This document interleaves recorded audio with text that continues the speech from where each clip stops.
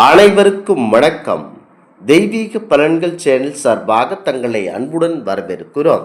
இன்று நம் காணொளியில் காண விரும்புவது பங்குனி மாதம் தேய்பிறை சஷ்டி விரதம் சிறப்புகளை பற்றி இந்த காணொளியில் பார்க்கலாம். வாருங்கள் காணொளிக்கு செல்லலாம். மறக்காமல் ஒரு சப்ஸ்கிரைப் செய்யவும். தேய்பிறை சஷ்டி என்பது பௌர்ணமிக்கு அடுத்து வரும் 6வது நாளாகும். இது முருகப்பெருமானுக்கு மிகவும் உகந்த திதியாகும்.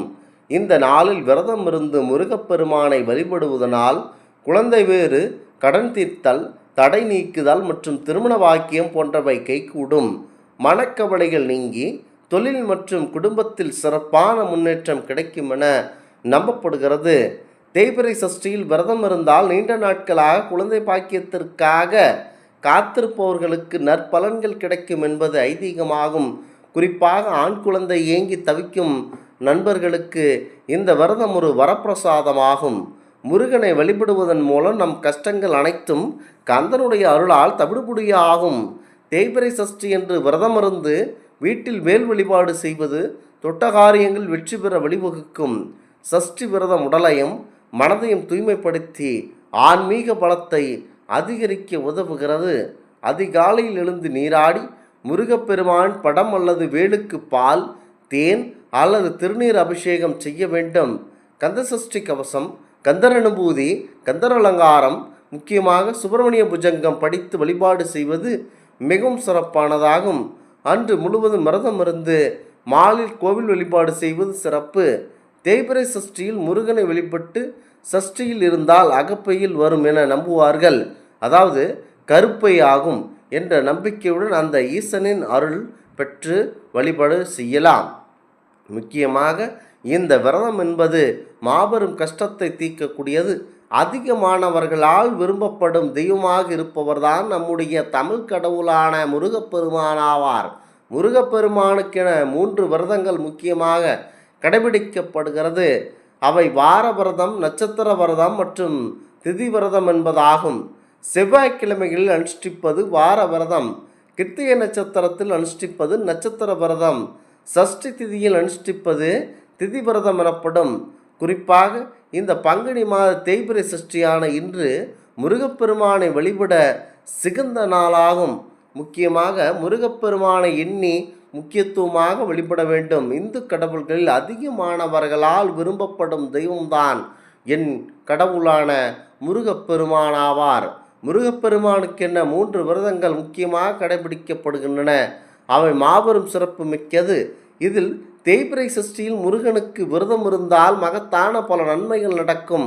குறிப்பாக பங்குனி மாத தேய்பிறை சஷ்டியான இன்று முருகனை விரதம் இருந்து வழிபட உகந்த நாளாகும். சஷ்டி என்பது சந்திர பகவானின் இயக்கத்தை அடிப்படையாக கொண்ட கால கணிப்பு முறையில் 15 தினங்களுக்கு ஒரு முறை வரும் ஒரு நாளை குறிக்கிறது. இந்த நாட்கள் பொதுவாக திதி என்னும் பெயரால் அழைக்கப்படுகின்றன. அமாவாசை நாளுக்கும் பௌர்ணமி நாளுக்கும் அடுத்து வரும் 6வது நாள் சஷ்டியாகும். குறிப்பாக 6 என்று சொல்லிவிட்டாலே அது முருகப்பெருமான் என்று நாம் நினைத்து கொள்ள வேண்டும். 6 முருகப்பெருமானுக்குரியது. அமாவாசை அடுத்து வரும் சஷ்டியை சுக்லபட்ச சஷ்டி அல்லது வளர்பிறை சஷ்டி என்றும், பௌர்ணமியை அடுத்து வரும் சஷ்டி கிருஷ்ணபட்சம் அல்லது தேய்பிறை சஷ்டி என அழைக்கப்படுகின்றன. திருமணம் இல்லாமல் ஒருவன் தத்தளித்து வாழ்க்கையில் முக்கியமாக கஷ்டங்களை அனுபவித்து வருபவனுக்கு, குறிப்பாக திருமணம் இல்லாமல் ஒருவருக்கு வாழ்க்கை என்பது முடிவடையாது என்பது போல குழந்தை இல்லாமல் திருமண வாழ்க்கை கண்டிப்பாக நிறைவு பெறாது. தேய்பிறை சஷ்டி விரதம் இருந்தால் குழந்தை வேறு கிடைக்கும், நம் உள்ளத்தில் இறைவன் குடிகொள்வான் என்ற பொருளும் உண்டு. இந்த தேய்பிறை சஷ்டியில் முருகப்பெருமான் கோவிலுக்கு சென்று அபிஷேகத்திற்கு தேவையான பொருட்கள் உங்களால் முடிந்த அளவு வாங்கி கொடுக்கலாம். குறிப்பாக இளநீர் மற்றும் தேன் போன்றவற்றை வாங்கி கொடுப்பதன் மூலம் சுபிட்சம் பெருகும். முருகா என்றால் அனைத்து துன்பங்களும் பறந்துவிடும் என்பார்கள். அப்படிப்பட்ட முருகப்பெருமானை நினைத்து சஷ்டியில் விரதம் இருப்பதனால் வருவாய் அதிகரிக்கும், குடும்ப அமைதி, மன நிம்மதி அனைத்தும் தேடி வரும் என்பது நம்பிக்கையாகும். தேய்பிறை சஷ்டி அன்று காலையில் குளித்துவிட்டு சுவாமி படத்திற்கு மாலை அல்லது பூக்கள் அணிவித்து நெய் அல்லது நல்லெண்ணெய் விளக்கேற்றி பால் பழம் நெய்வேத்தியம் செய்து கந்த சஷ்டி கவசம் அல்லது கந்தகுரு கவசம் பாராயணம் செய்ய வேண்டும். அப்படி இல்லை என்றால் ஓம் சரவணபவ எனும் மந்திரத்தை தாராளமாக கூறலாம். அவள் நெய்வேத்தியமாக படைப்பது மிகவும் நல்லது. இது எதுவும் செய்ய முடியாவிட்டால் நாவல் பழத்தை வைத்து வழிபடலாம். முருகப்பெருமானுக்கு நாவல் பழமானது மிகவும் இஷ்டமான ஒரு பழமாகும். நாம் முழுவதும் மாமிசம் உண்ணக்கூடாது. இந்த நாட்களில் எந்த ஒரு விவாதமும் செய்யக்கூடாது. இன்றைய தினம் முழுவதும் மௌன விரதம் இருப்பதனால் மகத்தான பலன் கிடைக்கும். குறிப்பாக பெண்கள் முருகப்பெருமானை நினைத்து வேண்டுபவர்களுக்கு கண்டிப்பாக ஆண் குழந்தை பிறக்கும் என்பது ஐதீகமாகும். முருகப்பெருமானை மனதில் நினைத்து கொண்டு கண்டிப்பாக வழிபட்டீர்கள் என்றால் அந்த முருகப்பெருமான் உங்களை ஏதும் வருத்தாமல் உங்களுக்கு நன்மையே அருள்வார் என்பது ஐதீகமாகும்.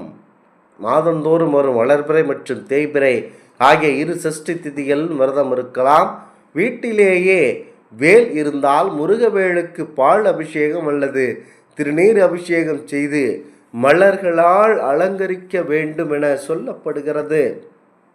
முருகப்பெருமானின் அருளை பெற அனைவரும் கடைபிடிக்கும் விரதம்தான் சஷ்டி விரதம். பெரும்பாலான முருக பக்தர்கள் கந்த சஷ்டி காலத்தில் மட்டுமின்றி மாதந்தோறும் வரும் சஷ்டியிலும் மனதார விரதம் இருந்து முருகனுடைய அருளை பெறுவார்கள். சஷ்டி விரதம் என்றாலேயே குழந்தை வரம் வேண்டுபவர்கள்தான் இருப்பார்கள் என சொல்லுவார்கள். ஆனால் அது உண்மையல்ல. உடல்நல பாதிப்பு, தொழில் பாதிப்பு, திருமணத்தடை என எந்தவித பிரச்சனையாக இருந்தாலும் சரி, சஷ்டி விரதம் இருந்து மனமுருகி அந்த வேலவனை நினைத்தாலேயே எல்லாவற்றையும் அவன் தீர்த்து வைப்பான் என்பது பக்தர்களின் அனுபவபூர்வ உண்மையாகும். மாதந்தோறும் வரும் சஷ்டி விரதம் எவ்வாறு மேற்கொள்ளலாம் என தெரிந்து வைத்து கொள்ள வேண்டும். மாதந்தோறும் வரும் சஷ்டி அதாவது வளர்பிறை மற்றும் தேய்பிறை ஆகிய இரு சஷ்டி திதிகளிலும் தாராளமாக விரதம் இருக்கலாம். தேய்பிறை சஷ்டி விரதம் அதிகாலையில் எழுந்து நீராடி ஐயன் முருகப்பெருமான் திருவுருவ படத்திற்கு அழகிய சிகப்பு நிற மலர்களால் அலங்கரிக்க வேண்டும். வீட்டில் வேல் இருந்தால் முருகவேலுக்கு பால் அபிஷேகம் அல்லது திருநீர் அபிஷேகம் செய்து மலர்களால் அலங்கரிக்க வேண்டும். கந்த சஷ்டி கவசம், முருகப்பெருமானுக்குரிய மந்திரங்கள், கந்த புராணம் கேட்பது அல்லது முருகனை போன்று பாடல்கள் பாடி விளக்கேற்றி மனமுருகி வழிபட வேண்டும். விரதம் இருக்க முடியாதவர்கள் நாள் முழுவதும் உண்ணாமல் விரதம் இருக்கலாம். முக்கியமாக முடியாதவர்கள் பால் பழம் மட்டும் சாப்பிட்டும் தாராளமாக விரதம் இருக்கலாம். சஷ்டி விரதம் இருக்கும்போது அன்றைய நாள் முழுவதும் முருகப்பெருமானின் பக்தி பாடல்களை பாடுவது கேட்பது மன நிறைவை தரும். சஷ்டி நாளில் முடிந்தவர்கள் அருகில் உள்ள கோவில்களுக்கு சென்று முருகனை வழிபட்டு அன்னதானம் அல்லது தங்களால் முடிந்த உதவியை மற்றவர்களுக்கு தாராளமாக செய்யலாம். குறிப்பாக முருகப்பெருமான் அருளை வேண்டி நிற்கும் அனைத்து பக்தர்களுக்கும் சஷ்டி விரதம் மேற்கொள்ளலாம். இப்படி மாதந்தோறும் வரும் சஷ்டி நாட்களில் விரதம் இருந்து முருகப்பெருமானை வழிபட்டால் நிச்சயமாக வாழ்வில் அமைதியும் வளமும் நிலைத்து நிற்கும் என்பது ஐதீகமாகும்.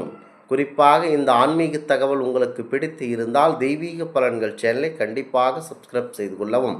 மீண்டும் ஒரு நல்லதொரு காணொளியில் உங்களை சந்திக்கிறோம். நன்றி, வணக்கம்.